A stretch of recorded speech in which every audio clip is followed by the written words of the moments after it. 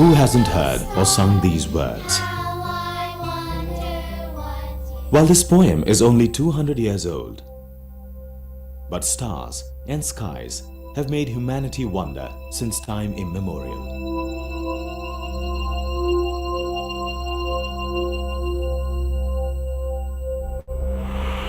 It's not surprising that for scientific community too, stars and skies offer an unusual laboratory.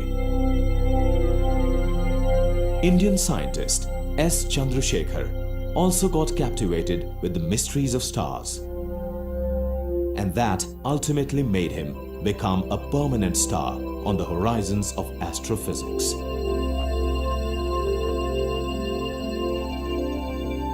Modern science has witnessed many outstanding scientists who revolutionized the human understanding of nature.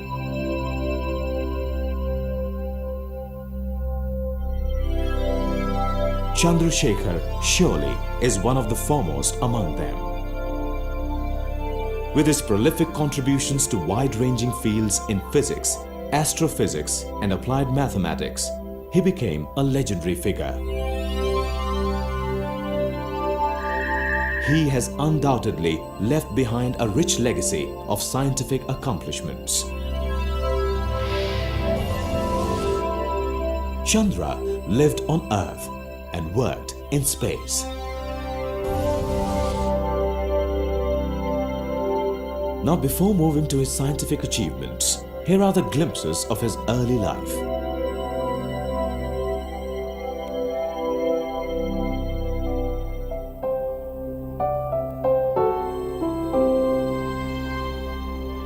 He was born into a Tamil-speaking family in Lahore in 1910. His father was a civil servant with Indian Railways. Mother Sita Lakshmi too was an outstanding lady. One can imagine, with only a few years of her formal education, she translated Ibsen's Dollhouse and Tolstoy's War and Peace into Tamil, which are still very popular. Right from the age of 10, his mother had inculcated this kind of thing in him. Later on, when he was in his teens, I'm told that, when he was with his brother on the beach, he said, "Oh God, make me like Newton." So by then his icon was also Newton, and Newton remained his icon for the rest of his life. As it is said, mothers are the first teachers. Chandrasekhar's education began at home with his mother Sita Lakshmi giving instructions in Tamil, while his father C.S. Iyer taught him English and arithmetic.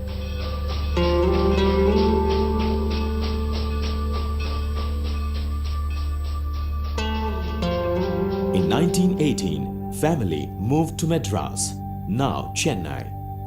Here, Chandrasekhar attended the Hindu High School in Triplicane during the years 1922 to 1925.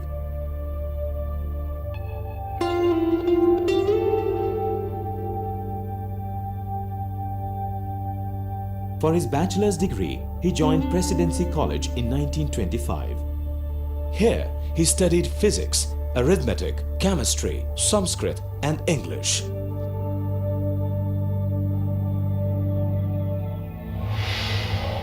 From his early age, he had a liking for physics and mathematics. He also enjoyed English literature. In fact, his fascination with English literature contributed to his own lucid and impeccable writing style. Chandra was inspired by the mathematical accomplishments of great Indian mathematician S. Ramanujan even before the college days.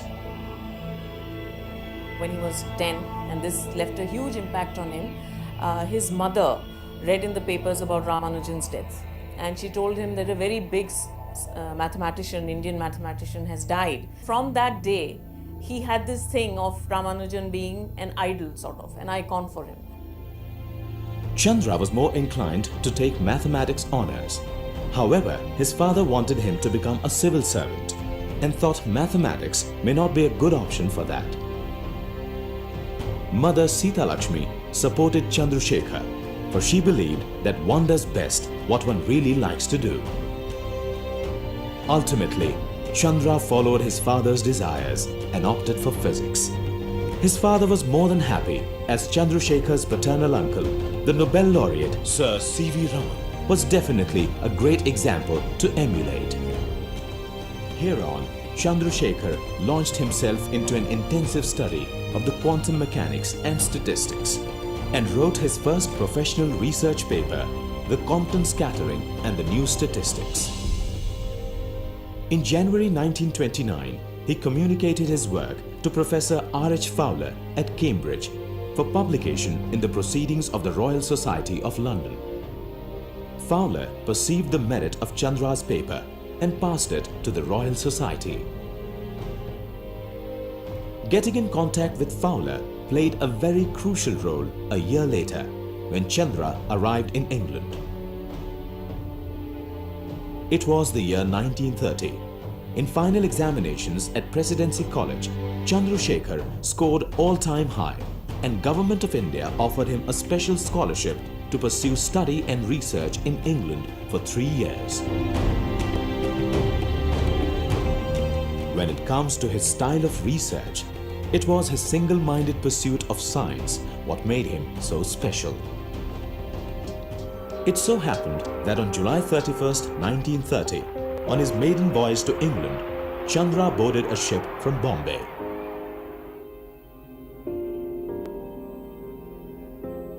On the ship, he used to spend his time on shipboard, working out the statistical mechanics of the degenerate electron in white dwarf stars, which later came to be known as the Chandrasekhar limit. That time, Chandra was just 19 years old when he made this discovery, for which he was later awarded the Nobel Prize. Now, before digging deep into what actually Chandrasekhar limit is, it would be good to know a bit about the very existence of stars.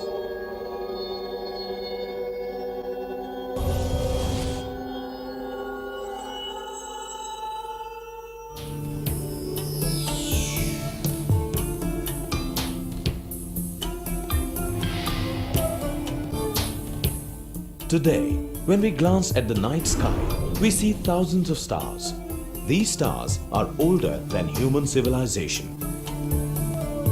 Stars started forming after about a few billions of years since the universe began. Look at these cosmic clouds.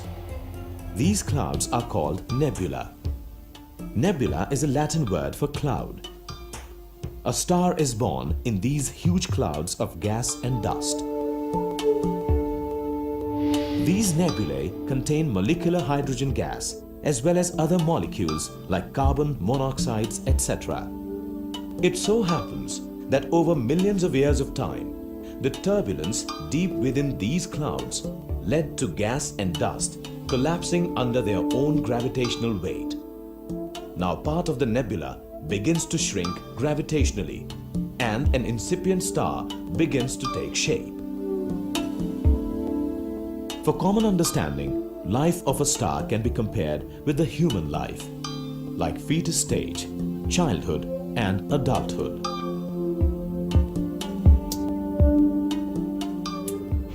A star's formative state is like a fetus in an embryo. At this stage, gas density increases in the central regions due to gravitational contraction, and the center starts forming. The central region is known as core of the star.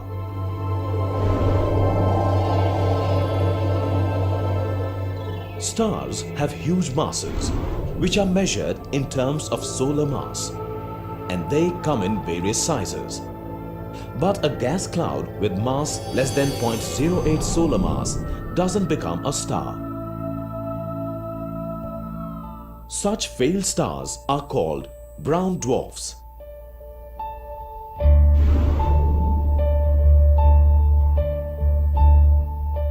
Stars, like human beings, pass through childhood, adulthood, and finally reach old age. The only difference is that at times most stars, like humans, don't die after the old age.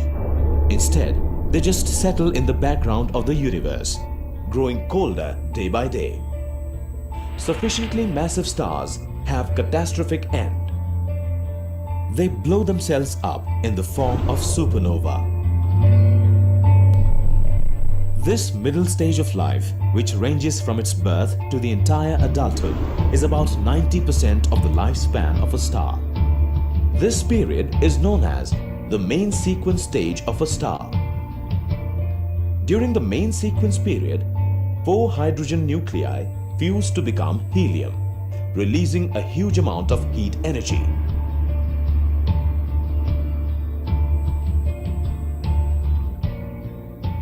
Of course, in normal situation, this would not happen. But unimaginably high temperature in the stellar core strips hydrogen atoms of their electrons to give rise to naked protons. And when the protons get close enough, nuclear fusion takes over, leading to formation of helium nuclei. The helium nucleus made by fusion is heavier than either of the starting protons. However, it is not as heavy as the combination of the original mass of the starting nuclei. This lost inertial mass appears as heat energy because of Einstein's famous equation E is equal to mc square. Nuclear fusion is a process in which 2 or more nuclei combine to produce a heavier nucleus. Stars shine brightly because of thermonuclear fusion taking place in their hot core. Main sequence stars are fueled by the nuclear fusion of hydrogen nuclei to form helium deep in their interiors. The outflow of energy from the central regions of the star provides the pressure necessary to keep the star from collapsing under its own gravity. As the time goes by, lots and lots of hydrogen in the core of the star combines to become helium. What happens when not much hydrogen is left in the core? Let's take a closer look at the stage when hydrogen in the core is depleted. Obviously, rate of nuclear fusion taking place gets reduced and heat production slows down. Once the nuclear reaction ceases, the star is deprived of the energy production needed to support it against gravity. The core begins to contract into itself and becomes much hotter. But hydrogen is still available outside the core, so hydrogen fusion continues in a shell surrounding the core. The increasingly hot core and fusion in the shell pushes the outer layers of the star outward, causing them to expand and cool, transforming the star into a red giant. The star is now very big.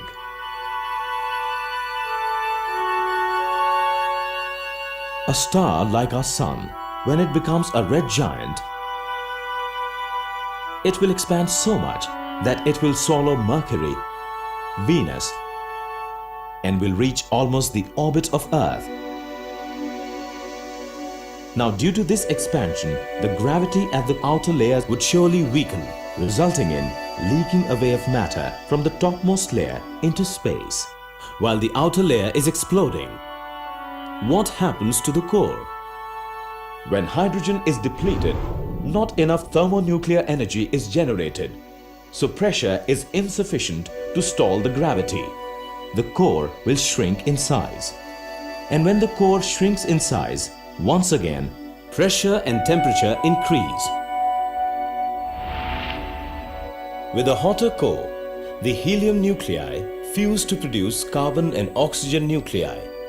When the core becomes carbon-oxygen rich, again the nuclear fusion stops in low-mass stars, since temperature is insufficient to ignite carbon fusion. When the whole off core is almost carbon, this star is called white dwarf for forever. In white dwarfs, can there be further nuclear fusion and change of state? Chandra found that if the mass of the core is less than 1.4 solar mass, then the star would remain as white dwarf. This limit is called Chandrasekhar limit. All the white dwarfs discovered so far have masses less than the Chandrasekhar limit, vindicating Chandrasekhar's prediction. Eventually, after billions and even trillions of years, the white dwarf with mass less than the Chandrasekhar limit will cool down to the background temperature of the universe. As we experience that any hot substance over time cools down to the room temperature.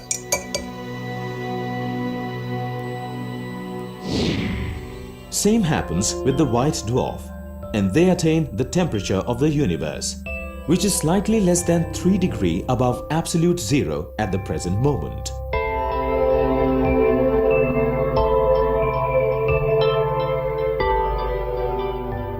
When our sun becomes a white dwarf, it will shrink to the size of Earth.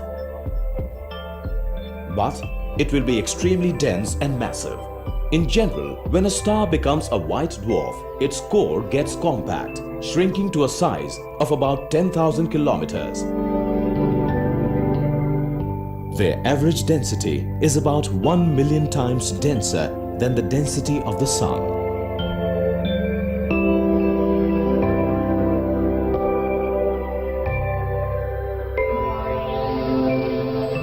It's so dense that a single sugar cube sized amount of white dwarf would weigh about 1 ton.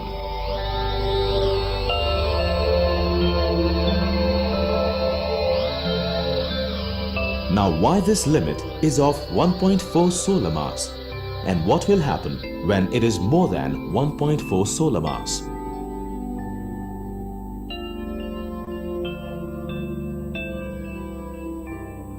So what is this whole business of Chandrasekhar mass limit of white dwarfs? To understand that, we have to ask a particular question, and that question is, how does Earth stop itself from collapsing because of its own weight?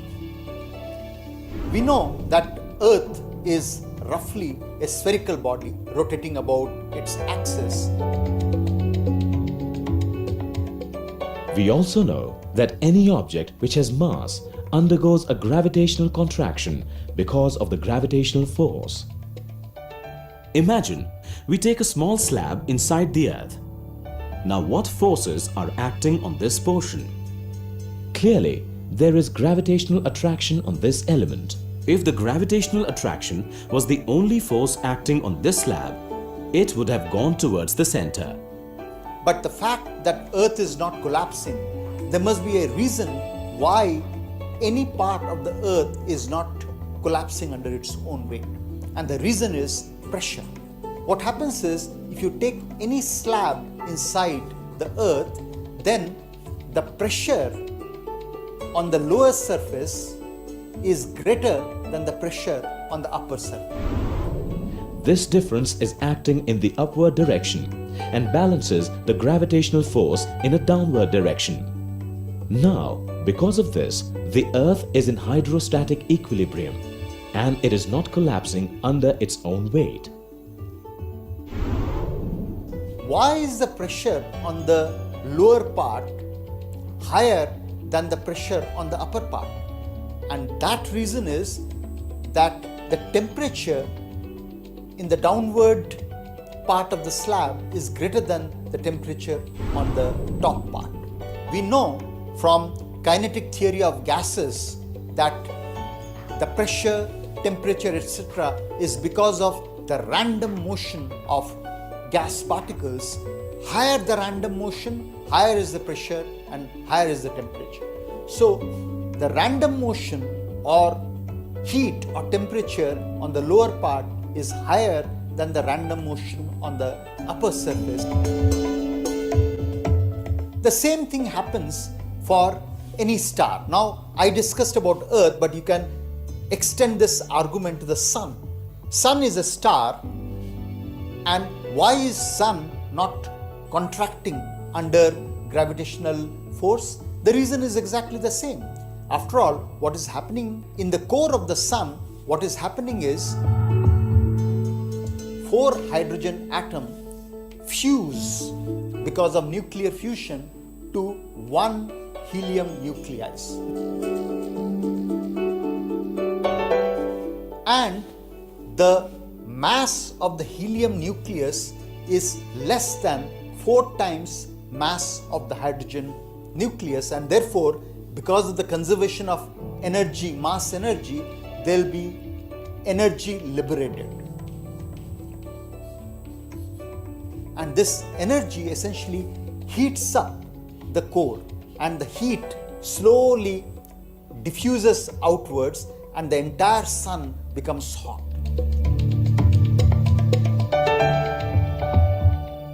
The regions closer to the center of the sun, it is hotter than the region outwards. And again, by the same argument, more the temperature, more is the pressure in regions closer to the center compared to the region outwards, and therefore this pressure difference, it balances the gravitational force which is acting in the downward direction.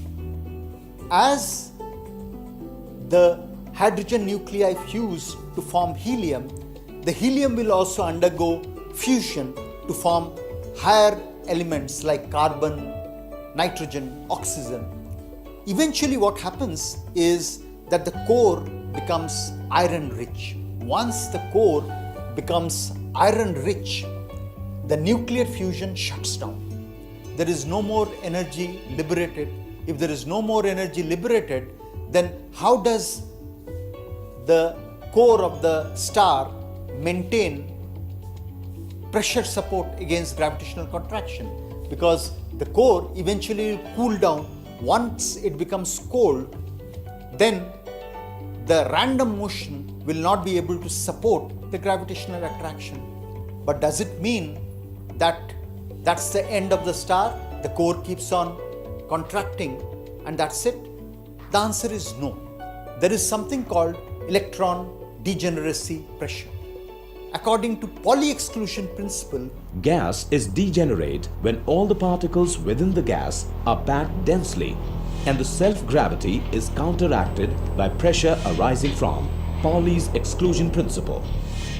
Pauli's exclusion principle says that no two identical spin half particles can have exactly same quantum states.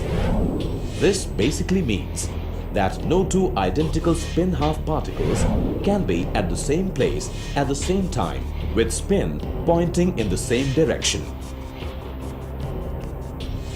Pauli's exclusion principle does not favor increase in density. In white dwarfs, electrons become degenerate, while in neutron stars, neutrons are degenerate.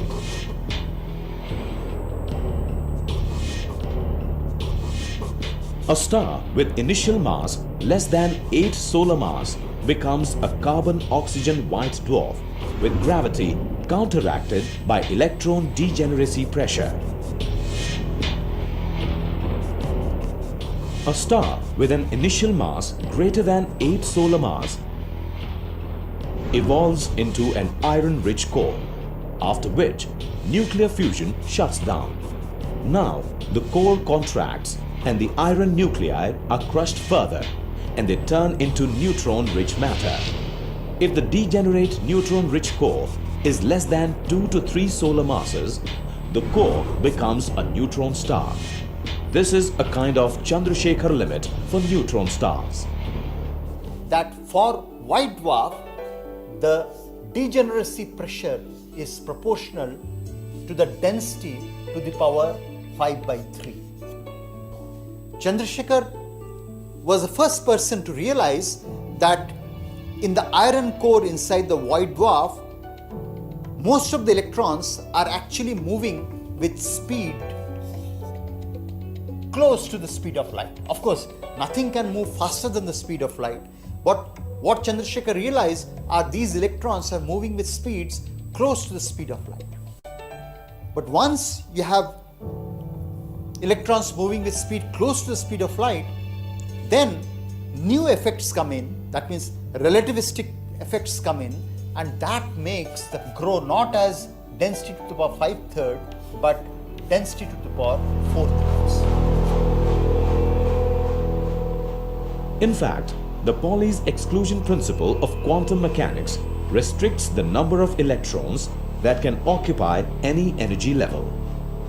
This, along with relativity, lead to Chandrasekhar limit. Einstein's theory of relativity predicts many strange effects. One is that when an object's speed changes, so does its mass. For example, if it were possible to weigh a person traveling at 90% speed of the light relative to a stationary person, he or she would weigh far more than normal. But to them in their rest frame, however, everything would seem normal. It is this feature that leads to the famous E is equal to mc square formula. Now what happens if the mass of a white dwarf increases to more than 1.4 solar mass? In 1987, in the Magellanic Cloud, a star burst into a supernova. Today, we call this star as SN 1987A. This star was visible for many days, even during the daytime. If you have a binary star system with one of its members being a white dwarf, then matter from the other star can seep onto the white dwarf. This slowly starts increasing the mass of the white dwarf, causing increase in its mass beyond 1.4 solar mass after some time. Until now, in the white dwarf, the gravitational force and electron degeneracy pressure were acting in opposite directions, and the star was stable.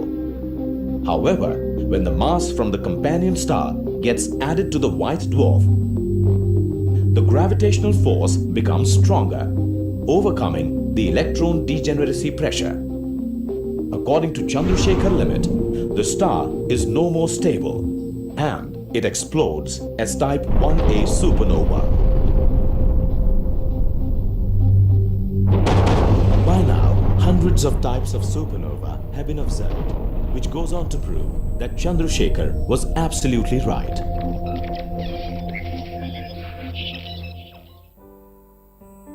Coming back to Chandrasekhar, he was so sure of his finding that while talking about the same during a conversation with Kameshwar C. Wali, professor of physics at Syracuse University, New York, Chandrasekhar said that, "After all, I was in my middle 20s at that time, and I foresaw for myself some 30 to 40 years of scientific work, and I simply did not think it was productive to constantly harp on something which was done. It was much better for me to change the field of interest and go into something else. If I was right, then it would be known as right. For myself, I was positive that a fact of such clear significance for evolution of the stars would in time be established or disproved. I didn't see that I had the need to stay there, so I just left it."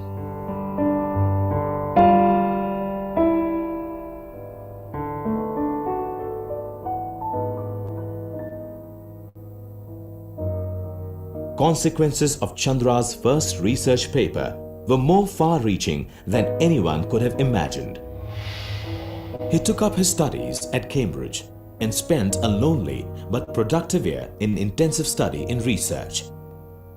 Further, death of Mother Sita Lakshmi in 1931 added grief to his loneliness. At Cambridge, Chandrasekhar continued his work on atomic absorption coefficients and mean opacities, but with a growing sense of frustration from his feeling that he was abandoning mathematics through his pursuit of physics and abandoning pure physics through his pursuit of astrophysics. Further, Chandrasekhar's feeling of frustration with his peripheral science led to his spending his third year at Bohr's Institute in Copenhagen.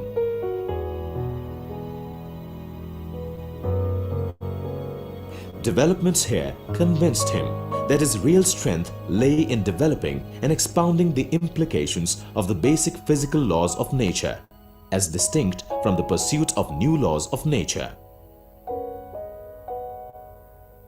Chandrasekhar finished the year with 4 papers on rotating self-gravitating polytropes, which became his PhD thesis. His government scholarship ran out. Fortunately, he won one of the highly competitive appointments as a Fellow of Trinity College, which ran for 4 years. He was nominated as the Fellow of the Royal Astronomical Society, and the future was clear for the immediate years at Cambridge. A new development took as Hal Shapley invited Chandra to visit the Harvard Observatory. Chandra arrived in Boston on December 8, 1935. Otto Struve invited Chandrasekhar to visit the Yerkes Observatory of the University of Chicago. Back home, other than his family members in India, Chandrasekhar used to communicate with Lalitha Doraiswamy, who had been a fellow student in physics at Presidency College. He came to India for a visit in August 1936 and wrote to Lalitha that he would be at Madras. They were married on September 11, 1936. He and my aunt actually met in college. She was a year junior to him, but they had some classes in common. Friendship grew from there. He went away to Cambridge, came back after 6 years, and then he got married to her. And he always said that, I met a girl who waited for me 6 years. I came back and married her, and we lived happily ever after. That is the story of my life. In those days, it was not the usual thing to have a love marriage. They got married in 1936. The University of Chicago provided Chandrasekhar with his scientific home for the next 59 years. Enrico Fermi invited him to become a member of the Department of Physics and the Institute of Nuclear Studies, now the Enrico Fermi Institute. Chandrasekhar accepted the invitation. Here, an interesting incident happened with him, for he is the only professor whose one of the entire class got the Nobel Prize.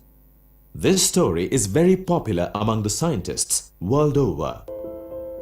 The story is, one day there was a huge storm in Chicago.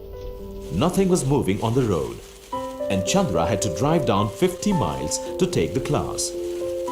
Now, irrespective of difficulties, Chandra's commitments to science were intact.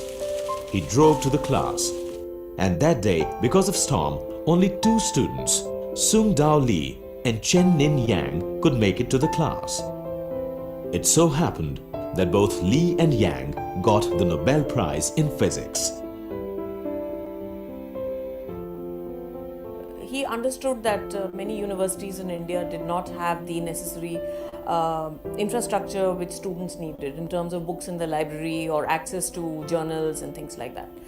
But he always felt that the onus was still on the student, and if a student really wanted, he could have access to those things, because there were places where they were available. They could write to people where they were available. He said there are so many things, once the net had come, that so many things are available on the net, and there are many people who would be willing to help you, but you have to approach them instead of just saying that, this is not available to me and so I can't do anything. So his attitude was always not to accept that circumstances or infrastructure is restricting you to do something. It is how much passion and thing that you have that drives you, and you will find your way and you will find the things that you need if you really are set up to do that. In 1964, Chandrasekhar moved permanently to the Chicago campus. The transition was catalyzed by John Simpson's offer of a spacious corner office in the newly constructed laboratory for astrophysics and space research.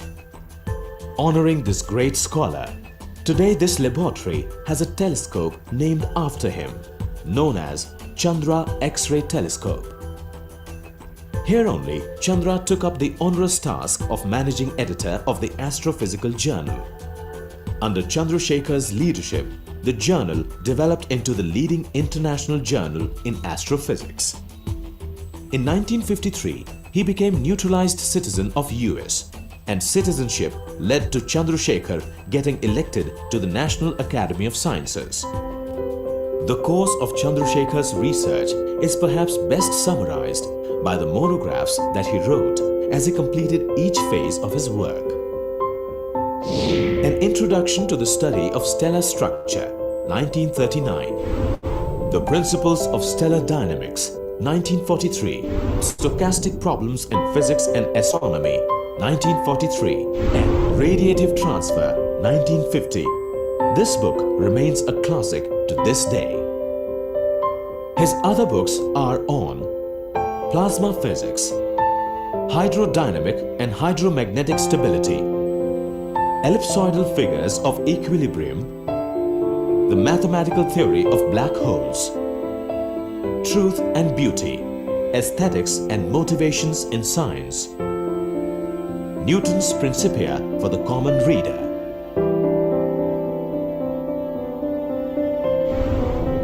His life journey was full of accolades.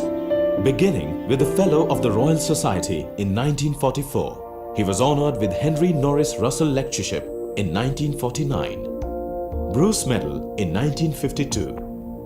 Gold Medal of the Royal Astronomical Society was given to him in 1953. And then came the National Medal of Science, USA, in 1966. And in 1968, he was honored with the Padma Vibhushan, and that followed by Henry Draper Medal in 1971. The big one, the Nobel Prize in Physics, came in 1983. He was also accorded with Copley Medal of the Royal Society in 1984, Honorary Fellow of the International Academy of Science in 1988. His findings continue to inspire the scientists till date.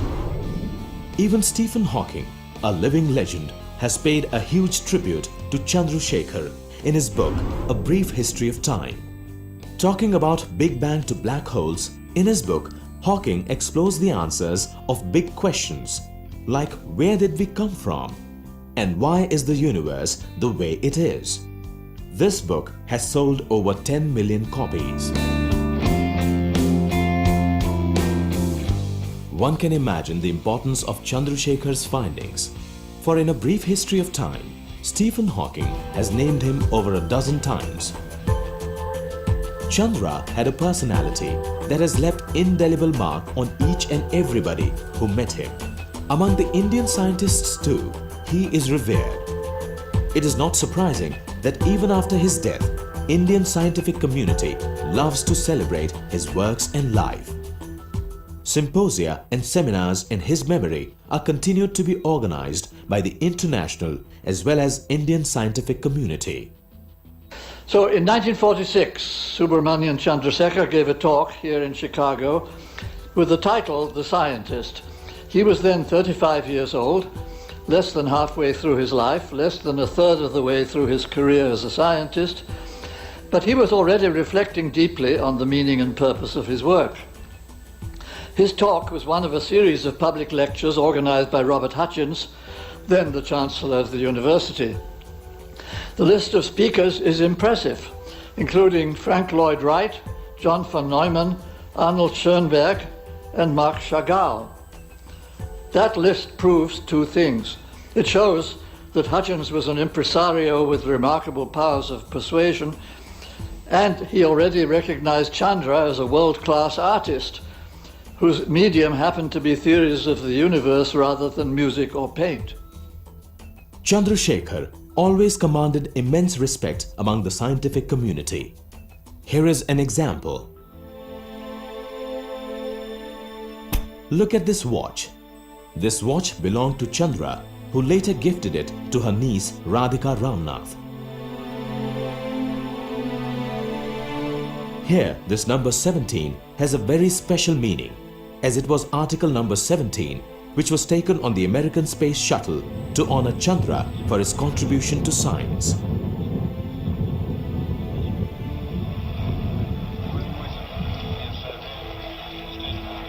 I got it.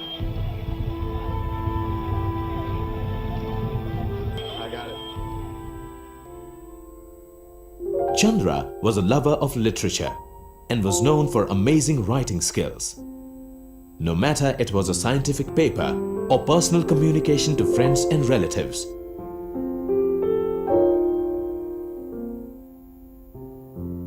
My dear Radhika, you found time to write 3 letters while I have been negligent. Talking over the phone is a lazy person substitute.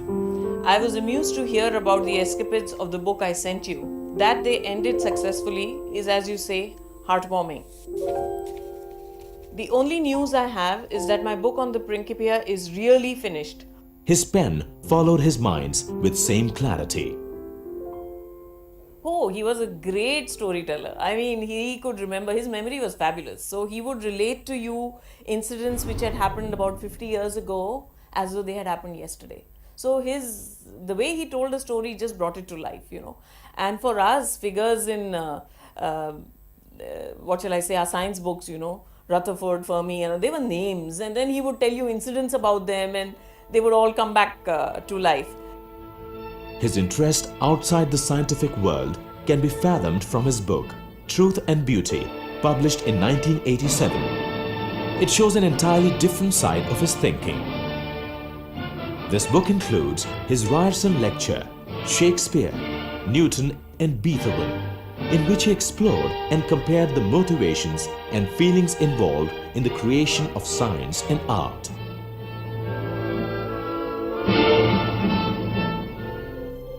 In 1995, Chandrasekhar's death brought an end to an unforgettable era, and that's the reason he continues to inspire the scientific minds even today.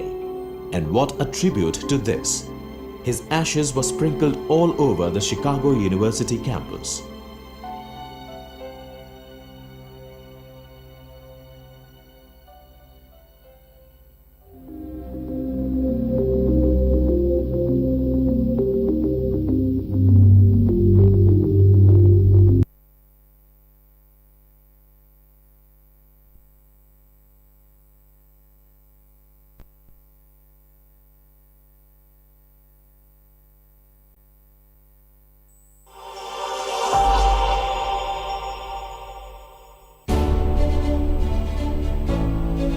It's cold, it snowed under, the temperature is hovering between minus 15 and minus 20 degrees centigrade.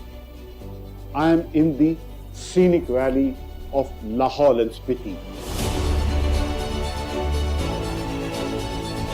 I wouldn't have been standing here had it not been for the Atal tunnel which you see in the background, the green structure which opens into the Lahaul valley. 3000 metre की ऊंचाई पर बनी और 9 kilometre से भी अधिक लंबी यह टनल न केवल सबसे लंबी बल्कि एक बेहद कॉम्प्लेक्स कंस्ट्रक्शन है। इसके निर्माण की राह कोई आसान नहीं थी, पर इन सभी मुश्किलों को पार करते हुए अटल टनल को पूरा कर हमारे बॉर्डर रोड ऑर्गेनाइजेशन के जवानों ने अपनी दृढ़ता और संकल्प को दर्शाया है। On this episode of Life and Science with Pallav Bagla, an inside look at the making of the Atal Tunnel, a look at civil engineering aspects, a look at electrical engineering, and how engineers from the Border Roads Organization braved the cold conditions and finally connected with an all-weather road between Lahaul and Spiti and the Kullu Valley. For your information, the second tunnel in the world, about 10,000 feet, is only 2.72 kilometers in USA, Eisenhower Tunnel. You can understand the jump what India has taken over the technology over 10,000 feet in tunnels. The tunnel also sends a message to India's adversaries. India knows how to protect its border.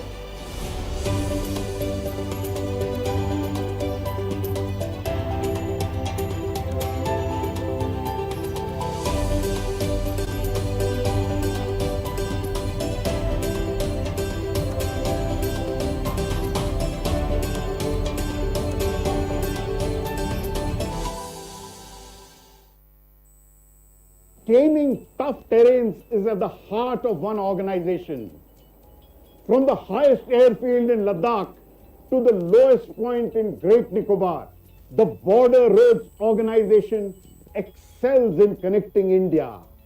I am standing at one of India's 21st century engineering marvels, Behind me is the Atal Tunnel at Rohtang, the longest tunnel above 10,000 feet in the Himalayas.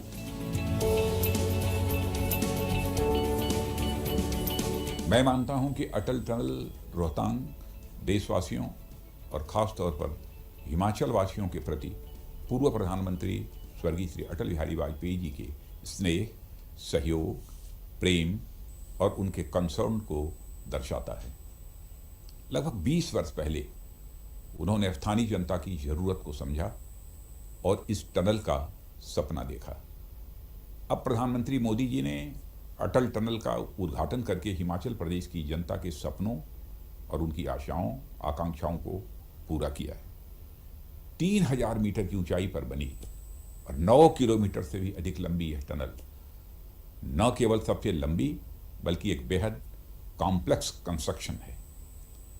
Toughest जियोलॉजीज और बीच में पड़ रहे largest shear zone के कारण इसके निर्माण की राह कोई आसान नहीं थी, पर इन सभी मुश्किलों को पार करते हुए अटल टनल को पूरा कर हमारे बॉर्डर रोड ऑर्गेनाइजेशन के जवानों ने अपनी दृढ़ता और संकल्प को दर्शाया है।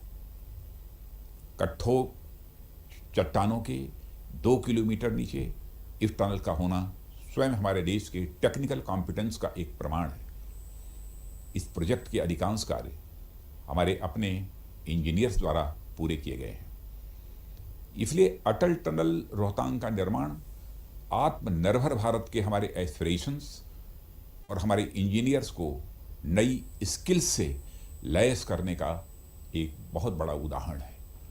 और मैं मानता हूं कि यह अटल टनल रोहतांग का हमारे देश के लिए एक स्ट्रेटेजिक इंपॉर्टेंस भी है।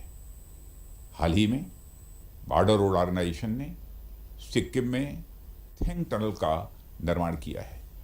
4 धाम एक्सिस पर उत्तराखंड में चंबा टनल पूरी हो चुकी है।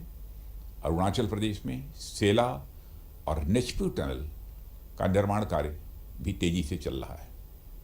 बॉर्डर रोड ऑर्गेनाइजेशन द्वारा इन सुरंगों का निर्माण हमारे देश की इन हाउस कैपेसिटी को भी दर्शाता है। अपनी इन क्षमताओं के चलते अब हम देश के बाहर भी टनल कंस्ट्रक्शंस का जिम्मा लेने के लिए पूरी तरह से तैयार हैं। इस प्रकार यह मेक इन इंडिया के साथ साथ मेक फॉर वर्ल्ड की भी हमारी आकांक्षा को पूरा करने की दिशा में एक बहुत बड़ा कदम है। Atal Tunnel is a gold standard benchmark world over. It's a world-class work which will showcase India's engineering ability to work in extremely difficult terrain, both not only in terms of heights, the kind of rock strata and the variation in terms of the fragile work environment, terrain in which they have to work. I think BRO can truly be proud of its work when we look at Atal Tunnel. And in fact, I would say the nation is proud of the work which BRO has done. I would even say that nation is indebted to BRO and its employees for the work it has done. BRO employees sacrifice a lot when they work. They work in difficult conditions, dangerous conditions.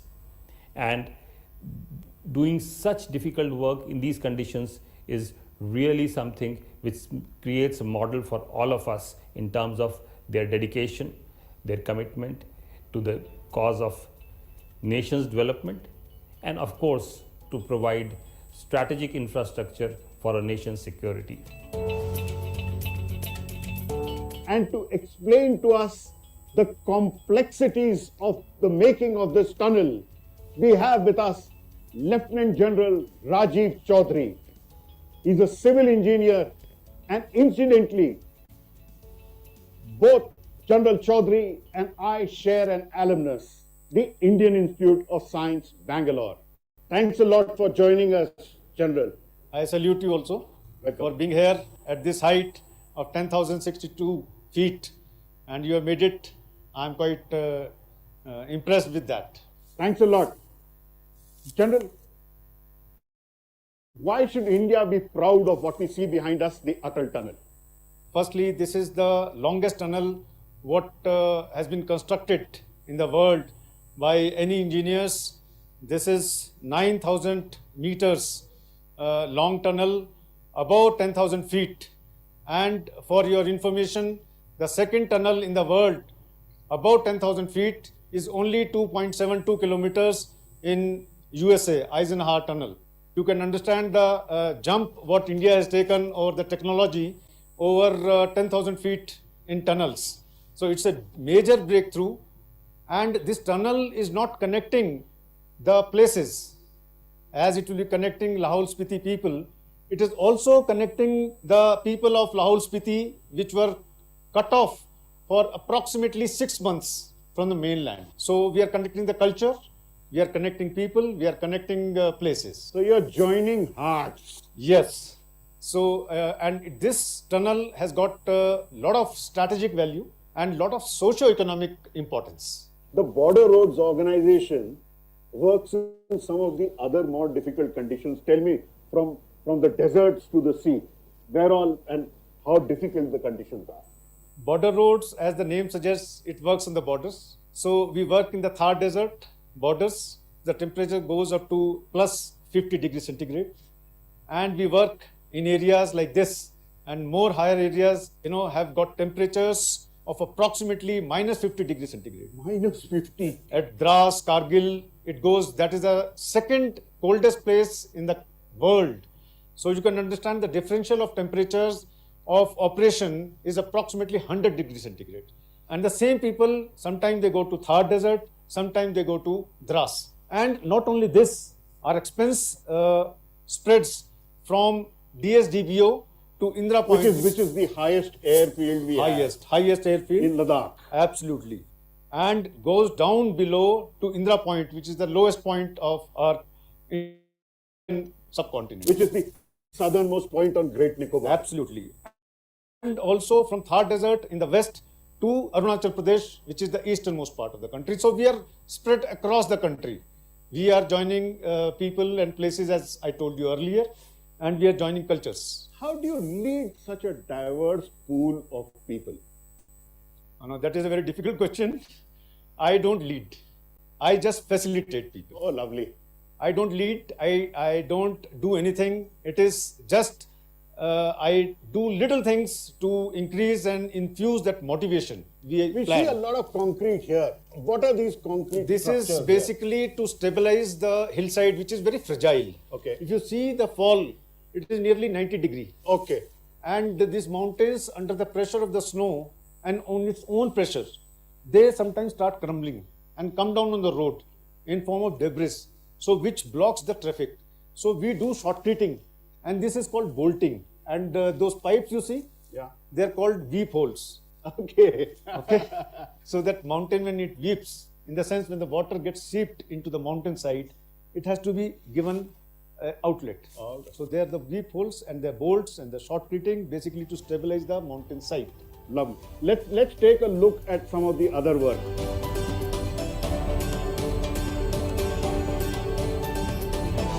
At the Atal Tunnel, General Rajiv Chaudhary gave us a broad overview. Now let's meet some of the key people who made the tunnel possible. We have with us Chief Engineer K.P. Purushothaman. He hails from Kerala but works at over 3,000 meters and made this tunnel. So Purushottam, how easy or difficult, and what are the peculiarities of this tunnel? Yeah. This is one of the most difficult tunnel, I would like to say, in the world, and this is having the record of the longest highway tunnel above 10,000 feet altitude. This tunnel is having all the modern facilities which a highway tunnel is required to have. So we have got the salient features. I would like to say the length of the tunnel is 9 kilometers, and the levels on both sides, north portal and south portal, is 3060 meter and 3071 meters respectively. And by constructing this tunnel, we are saving a length of 46 kilometer distance of the road. Let's also talk to Brigadier Baghi. Brigadier Baghi, There are challenges on the south portal, there are challenges on the north portal. What was the big challenge on the north portal? The biggest challenge on the north portal was connecting the tunnel's north portal to the main axis, that is the Manali A axis. So for which we had to construct 100-meter bridge, which was the biggest challenge in the time-bound manner approach, and the 100-meter bridge, which was to be made in the least time frame, that was almost 3 to 4 months. I think that was the biggest feat achieved by the Project Deepak and the task force of 38 task force. India is blessed to have officers like you. Colonel Umashankar, the tunnel is one bit, but reaching the tunnel and going out of the tunnel, what was your key role? See, our role was to provide connectivity to both ends of the tunnel, especially at the north portal. North portal, there was no connectivity. Earlier, it was connected through a Bailey bridge, which was for class 40 capacity. So we had to enhance the capacity to class 70. So our main role was to provide that class 70 connectivity to tunnel and to connect the tunnel to the national highway. So what does class 70 mean?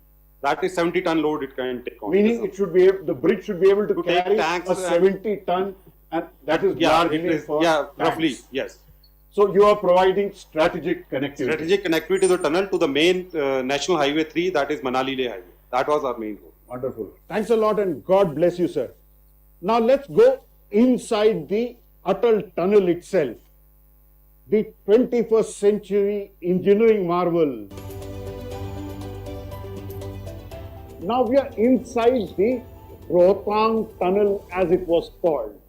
Subsequently, it was named after visionary Prime Minister Atal Bihari Vajpayee, who used to love Kullu Manali as the Atal tunnel. General Chaudhary, what is the larger vision of the Border Road Organization and of the nation for connecting India? If you see, last 60 years, we have been working in 12 states, and now, of course, 4 more UTs, where Union territories, where we have been connecting the most difficult places in rough weather conditions and bringing people together. Our vision is there to make it faster. There are number of more such projects which are being integrated by the government, seeing our expertise on the border areas, difficult terrain, inhospitable weather conditions. So there are projects like Bharatmala project, SARDP project. What is SARDP? That is Special Accelerated Road Development Projects. Late Prime Minister Atal Bihari Vajpayee gave the concept of the Golden Quadrilateral. Absolutely. Now, Prime Minister Narendra Modi, in his own way, how is he helping connect India? Now, if you see the vision of late Prime Minister Atal Bihari Vajpayee, it was Golden Quadrilateral, which accelerated the growth of the country, increasing the trade. A lot of freight moves on those roads today. And also the connectivity from the east to west corridor, north to south corridor. Now, present Prime Minister, Honorable Narendra Modi, is connecting the borders through the Bharatmala project. All starting from Gujarat, Rajasthan, Punjab, these 3 UTs which have been created, Jammu, Valley and Ladakh, then Himachal Pradesh, Uttarakhand, and spread all along to the eastern states. So it's a huge project where number of roads have been given to border roads because other agencies have not got that kind of expertise to reach those areas which are far-flung areas. Let's now, from having looked at your vision, let's take a look at one of the most challenging parts of making of the Atal Tunnel, which is the Serinala challenge. Let's go, sir.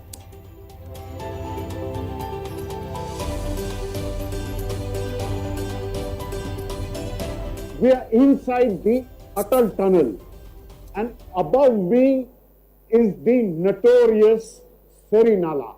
General Chaudhary, how did you and your team tame this Serinala? It looks so tame just now. You see, when the tunnel was being made, it was known that there is a Seri Nala, but the quantum of water it was carrying along with it and the muck hitting the tunnel alignment was not really known because it was below the surface. And geostrata is very complex down below the ground.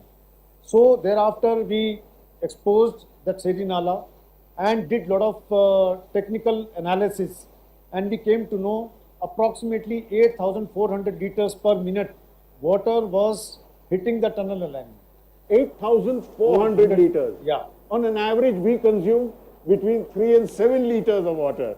So that's the number. And you cannot understate the power of water.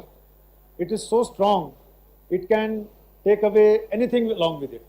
So immediately we had to find the technical solution to that force of water which was coming and hitting the tunnel alignment.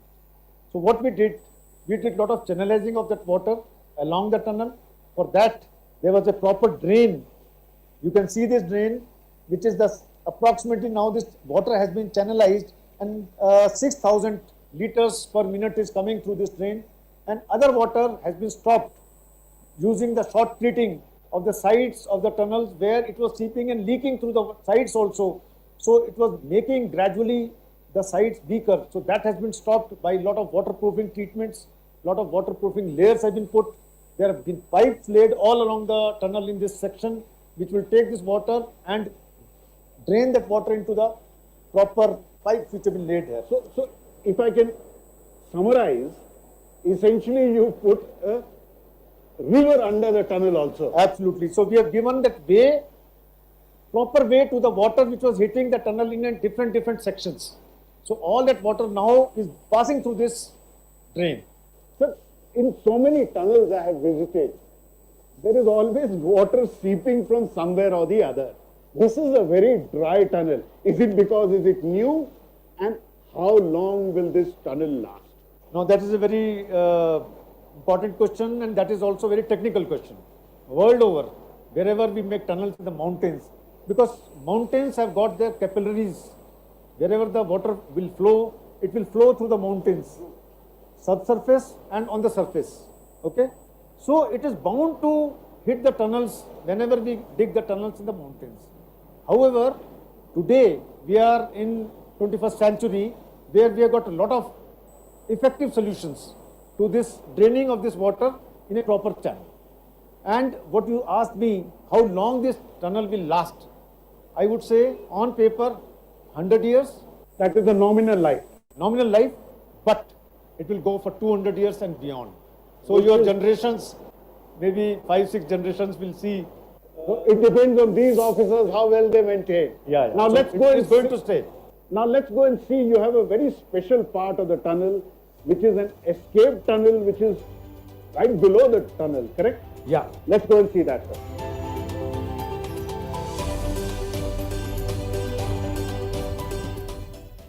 General Chaudhary, where are we? This seems like a smaller tunnel. Yeah, we are in the escape tunnel. In case of any eventuality accident in the main tunnel, and people have to be evacuated because of some fire reasons or accident, so there is a tunnel below the tunnel, and this is 3.6 meter wide and 2.25 meters high, and this is all along the tunnel, and there are 18 entry points in the tunnel where you can escape and be safe. When does one use it?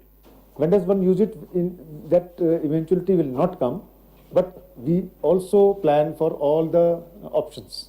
You see, in case of fire or in case of some kind of accident within the tunnel, and people have to be taken to safe place.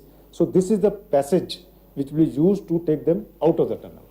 Normally, it is on the side of the tunnel. Why Yeah. is it below the tunnel? So that is it safe? That is, yes, that is very safe. That is the unique feature, structural feature of this tunnel, that there are 4 levels of this tunnel. Now we are standing at the 2nd level. What you see here, this is the lowest level. This is the drain, what I explained you there, where all the water, which is coming from the sides, is being channelized. Half of this water goes on the north side, and half of the water goes on the south side. This is the 2nd level we are standing, escape tunnel. On top is the tunnel, And above the tunnel is also the ventilation shaft, where all the gases or polluted air, which is created due to the passage of the vehicles, that is collected and thrown out of the tunnel. And you also have ducts where you carry some cables? Yeah, there are the ducts on the sides of the tunnel. All your communication cables, your electric cables, any other cables which are related to the services within the tunnel, they are taken, they are integrated, they are taken out of the tunnel, and there are also electric cables which are going to the Lahore Spiti area for their electricity requirements. So there are a huge number of services which had to be planned and integrated within the tunnel. Let's take a little look at the escape tunnel a little more. Yes.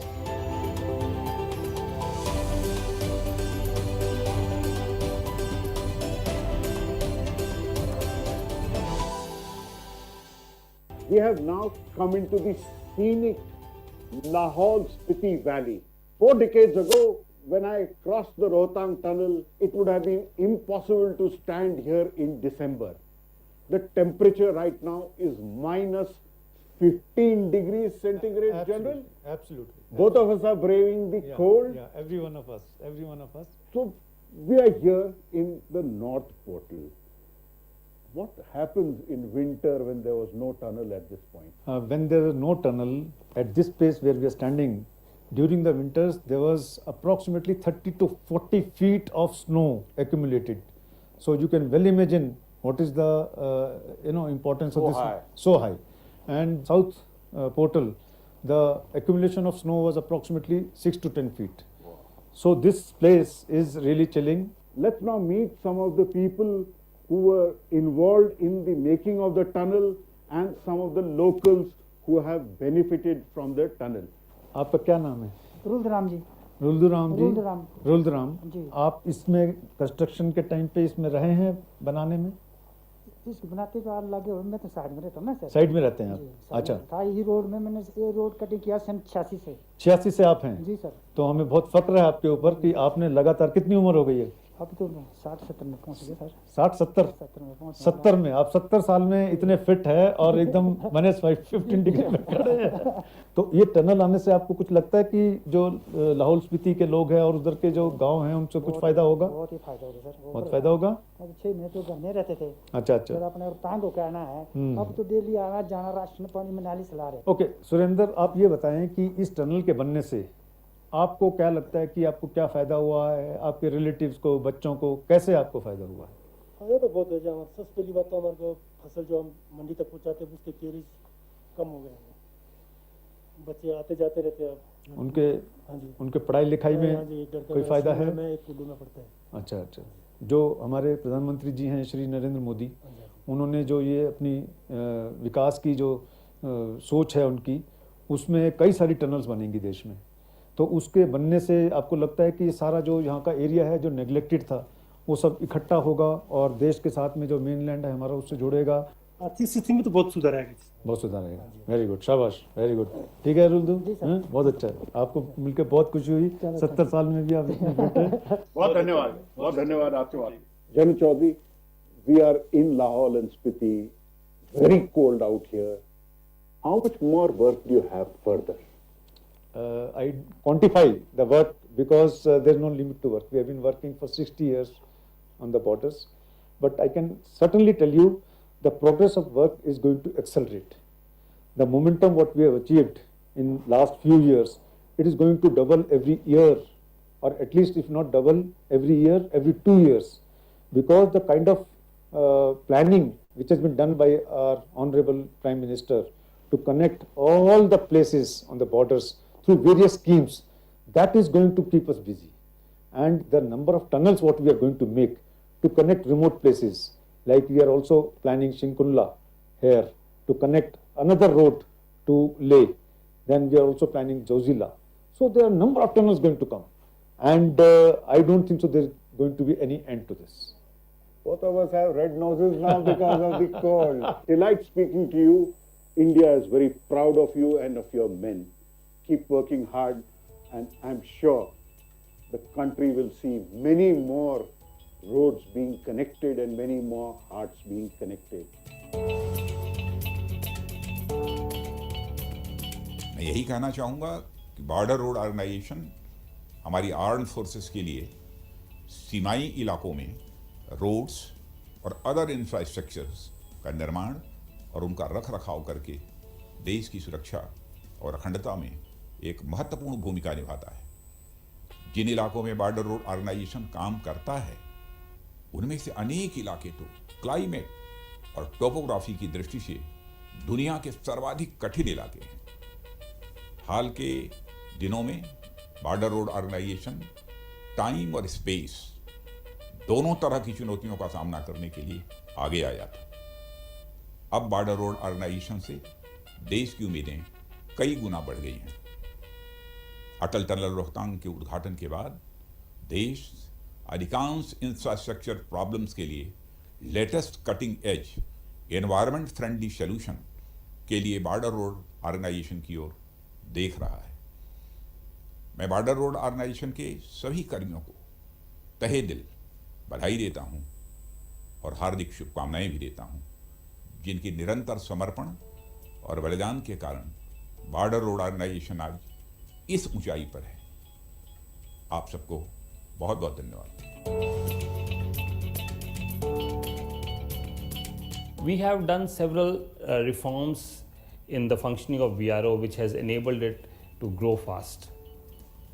Today, BRO is using the latest technologies and one of the latest construction equipment required for building in difficult terrain areas. We have strengthened the capabilities of our employees who are working in high altitude areas by providing them special winter clothing that has elongated the period in which BRO can function.